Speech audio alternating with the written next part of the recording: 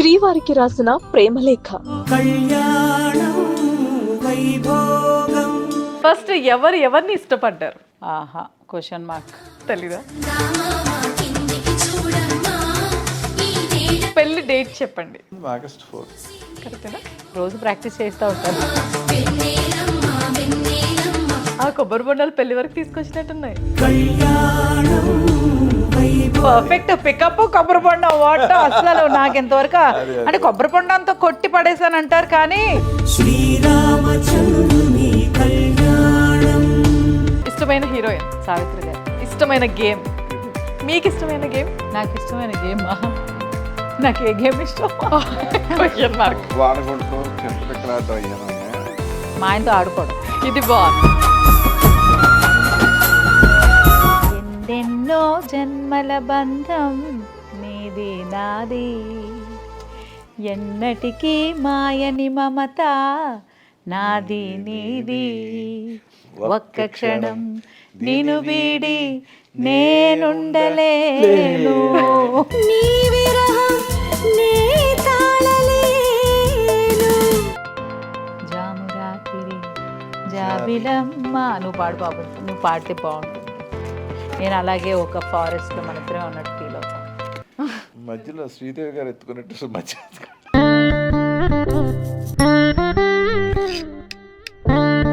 మాము I love you.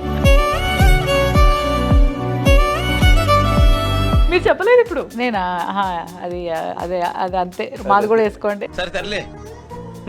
నేను మిమ్మల్ని ప్రేమిస్తున్నాను. నేను కూడానండి.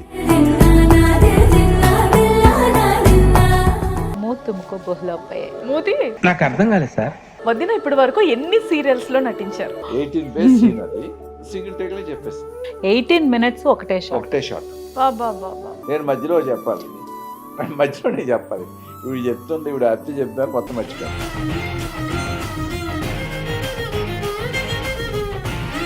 ఇన్ ఇయర్స్ ఆఫ్ జర్నీలో ఎప్పుడైనా ఒకరికొకరి మీద ఎక్కువ కోపం వచ్చింది, భరించలేనంత కోపం వచ్చిన సిచ్యువేషన్? గొడవలు వచ్చిన తర్వాత ఎలా కాంప్రమైజ్ అవుతున్నాము, దాన్ని ఎలా సాల్వ్ చేసుకుంటున్నాము, దాన్ని ఎలా సార్ట్అవుట్ చేసుకుని మళ్ళీ లైఫ్ని మళ్ళీ బ్యాలెన్స్ చేస్తున్నాం అనేది ఇంపార్టెంట్.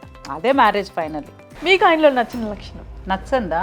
చాలా ఉంటాయి. ఇద్దరు చాలా ఉంటాయి అంటారు కానీ ఒకరి గురించి ఒకరు ఆలోచించుకొని చెప్పుకుంటారు. నచ్చని విషయాలు చెప్పాను కదా, నచ్చని విషయాలు పట్టించుకుంటే అది పెళ్లి కాదు. మీ లైఫ్లో మీరు ఇలా జరగకపోయి ఉంటే బాగుండేది అని అనుకున్న సిచ్యువేషన్ ఇద్దరికి ఏదైనా ఎదురైందా? నువ్వు బాగా చెప్పాలా కదా.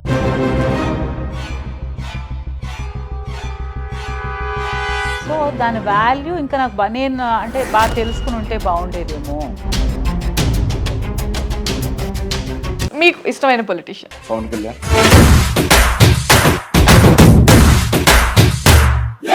నేను ఓడిపోయానని తెలుసు కూడా వదలకుండా గెలిచి చూపించాను.